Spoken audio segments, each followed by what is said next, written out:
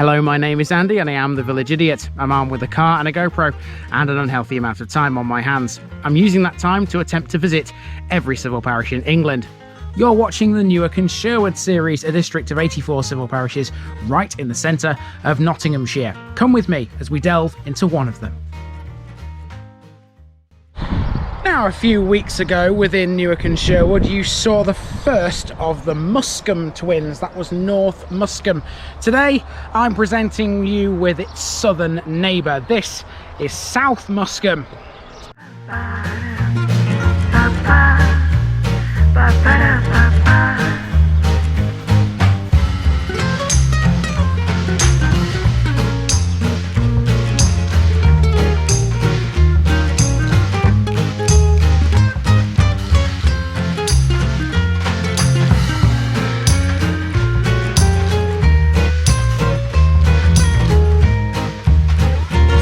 This Newark and Sherwood video is sponsored by Past Days, a family history blog by June Terrington. You'll find a link in the description. Here's my disclaimer for people who may be watching me for the first time. I say things as I would in my native accent and dialect. As a result, I may not pronounce things in the same way as the locals do. Remember, I'm a visitor. It's impossible to know everything. Leave me a comment, spin me a like and bash that subscribe button. Let's get to today's parish video. South Muskham in Newark and Sherwood sits just to the north of Newark and to the west of the River Trent and the A1 road. The parish includes the hamlet of Little Carlton. South Muskham lies on the historic route of the A1, which we know all about by now. That would be the Great North Road. When the section of the A1 known as the Newark Bypass was built in 1964, the old Great North Road through the village became the A6065 and then the B6325. South of the village, the old Great North Road passes over a causeway built in 1770 by John Smeaton before crossing the Trent at Muskham Bridge. It doesn't have a lot, but then again it doesn't really need to. Most amenities are within a 2 to 3 mile drive away in Newark. It does boast a Grade 1 listed church, once again dedicated to St Wilfred, who was a Saxon missionary in the area during the late 7th century. That's why it's a common dedication in these parts. As for Little Carlton, that was originally a medieval village, and in 1086 it was owned by the Archbishop of York. It used to be called South Carlton or Carlton by Newark. During World War II, Little Carlton was used to hold prisoners of war at Bathley Lane Farm. Some POW camp buildings can still be seen there. It's a pleasant little area of Newark and Sherwood this, with not a massive amount to talk about, but enough to still be interesting. Let's go.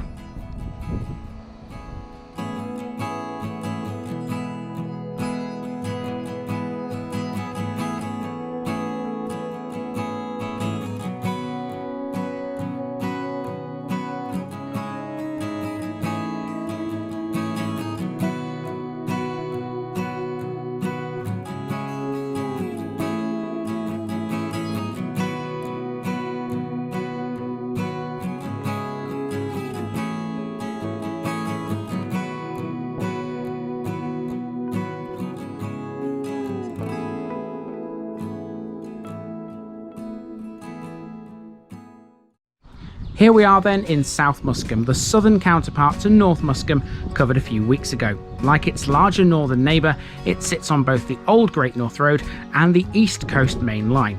We start at the southern end of South Muskham, where there are 2 notice boards. These are found in front of South Muskham and Little Carlton Village Hall. The village hall was built in 1957 and it was extended and refurbished in 2014. It's a non-profit making registered charity and it's run by a management committee who keep the hall well maintained. It has 2 rooms, one large and one small. The main hall has a gorgeous parquet floor, which not only looks good, but it's ideal for dancing according to the hall's website, which is linked below.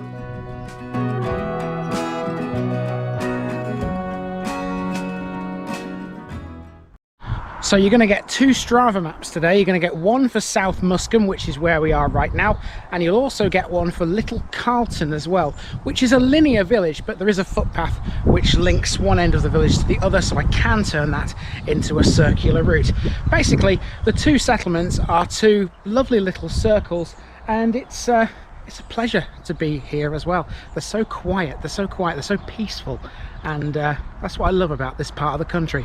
If you come to the right place, you can get that peacefulness, that tranquilness, that we've come to expect from Newark and Sherwood.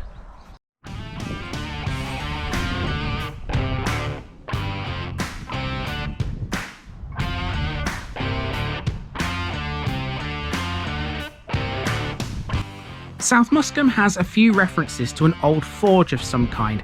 There's Forge Close, which is this street here, and then there's Forge Cottages, which flank the entrance to this on either side. Quite how large the forge was I don't know, but in much the same way as Carlton on Trent, I imagine it was of historical importance, given that the Great North Road ran through here.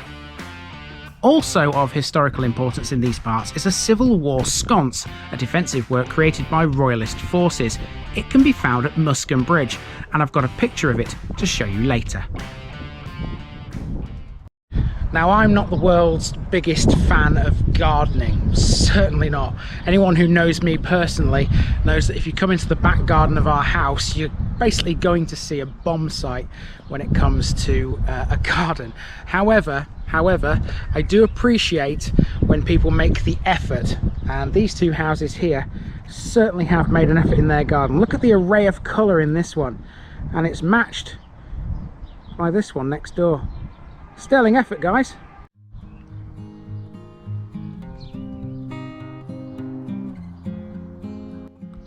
Unbeknown to me at the time of filming, South Muskham doesn't have a war memorial. You'll see me questioning that point later in the churchyard.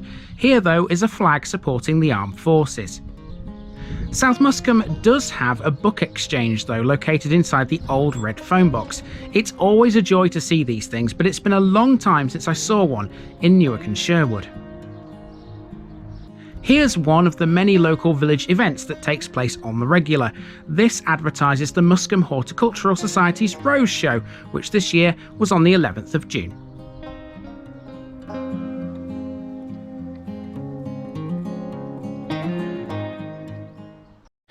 So this really is the only little detour I have to make in this village towards the church, and then walk back again from whence I came to complete the circuit. It's around this bend to the north of South Muskham. Some pretty little houses out here, some more stellar garden work. I can see a few properties here that have some nice flowers in them, looking very nice in the summer sunshine. And overlooking them all, you have the church. Let's go and check that out. On the wall of the churchyard is a stone which was inscribed with something, but it was too worn away to be read. I wonder what this might possibly have said. Let's go into the churchyard now. The church is dedicated to St Wilfred, much like a few others around here. It's medieval in origin, but it's been subject to later additions. The tower shows 3 separate periods of construction. The lowest section is 13th century, the middle section is 14th, and the top is 15th. Lining the footpath up to the door, there's some bunting which likely remains here from the Platinum Jubilee celebrations. This is a Grade 1 listed building. One of the most interesting features of the church, though, would be inside it, and those are the bench ends in the chancel, which include a few hideous monsters and, oddly, a crab. That's impressive, seeing as we're in the Midlands. You literally could not be further away from the sea. This was good to see too. It's a church with toilet facilities. Mind you, it wasn't open. I'll tell you one thing I haven't seen yet here in South Muskham, and that would be a war memorial. Plenty of interesting headstones in the cemetery and the churchyard, but no war memorial as far as I can tell. If there is one, it may be currently out of sight, who knows.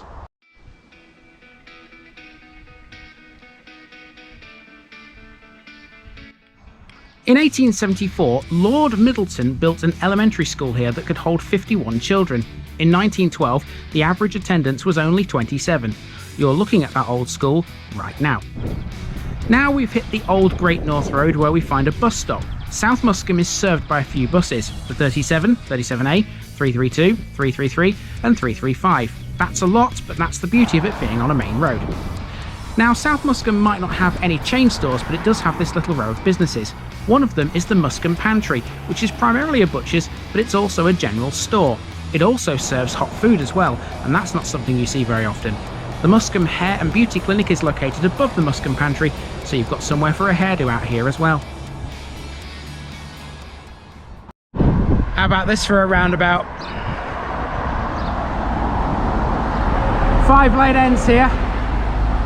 South Muskham to the left, the A616 and Newark off to the left, Kelham off to the right, Sheffield and Ollerton on the A616 and Worksop off to the right as well. And then this road, which if you follow it, goes to North Muskham.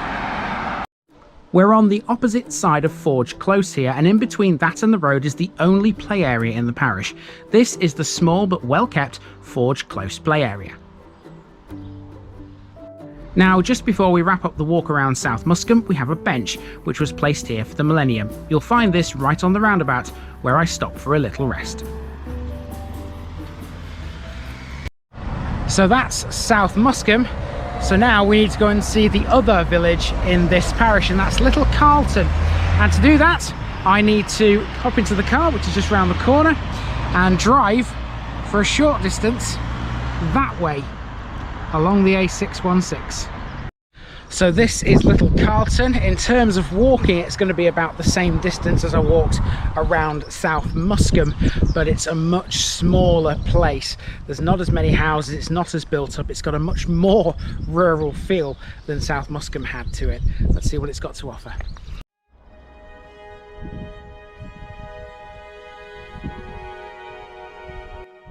Little Carlton has a lot less than South Muskham. It's really only residential in truth. Mind you, it does still retain a post box, so some essential services clearly never get forgotten out here. It also has this amazing stall. Now, we're used to these by now, but this is by far the largest I've ever seen. You could get a week's shopping here. Top marks to the couple that run this, it's great. South Muskham doesn't have the luxury of a playing field, but Little Carlton does. This is the Beckett Field, which was presented to the parish council in 1979 by a G.R.H. Beckett Esquire.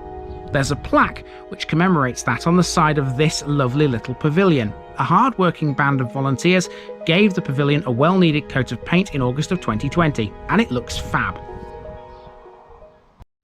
So with the exception of the Beckett Field, I didn't know anything about Little Carlton before I came here. That was the only thing that really came up in my research before walking around here. So it was nice to find that little roadside store, wasn't it? Mind you, I say little, it's more like a roadside supermarket because it was that big. But yeah, it was nice to see that. Buy local, people, buy local. Completing the route around Little Carlton means taking this footpath which runs behind the houses on Bathley Lane. This runs through some interesting things, including a paddock with a rubber floor.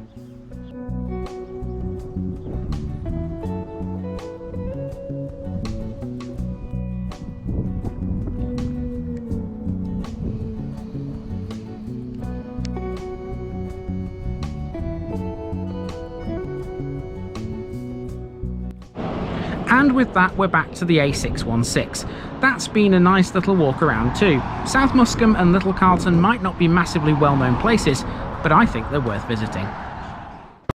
So the number 332 bus has just come past me. I don't know whether it stops in Little Carlton, but there are bus stops here. There are two, one on either side of the road just there. And to my left here, there's a very impressive house called the Gables Farm. I imagine that's going to be a listed building. Absolutely, certainly it will be. It's very impressive. One of Little Carlton's most impressive buildings, I would say. And it's time for me to get out of here. That's the parish of South Muskham. Although there is one thing I've not yet given you. What could that be? Let me think. Oh yeah!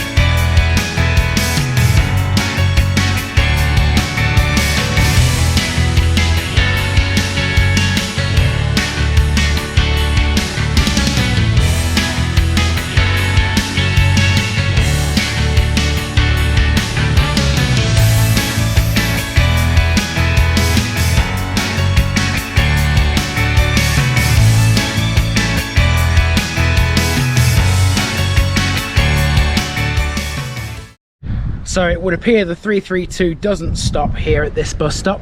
The 335 does though, between Retford and Newark via Ollerton. There aren't any other services at this stop though, so the 332 must just pass through. So yeah, typical Nottinghamshire bus shelter there as well. We're so used to seeing those, aren't we? There's a little stream here as well that looks a bit dry. Not a lot of water in that. And something else I noticed too. Remember the stall from earlier? They have a sign promoting themselves out here. I wonder if you have to get permission from the council to put up signs like that. I don't know. It's one of those things that I'm totally unsure about. So I'm sure somebody out there knows whether or not you have to ask for permission to do that. I mean, if you don't, that's great. Perfect patch of grass just here, just to advertise your business. You know, take advantage of it. This has been the parish of South Muskham, and I've been Andy, also known as the Village Idiot, and I'm out.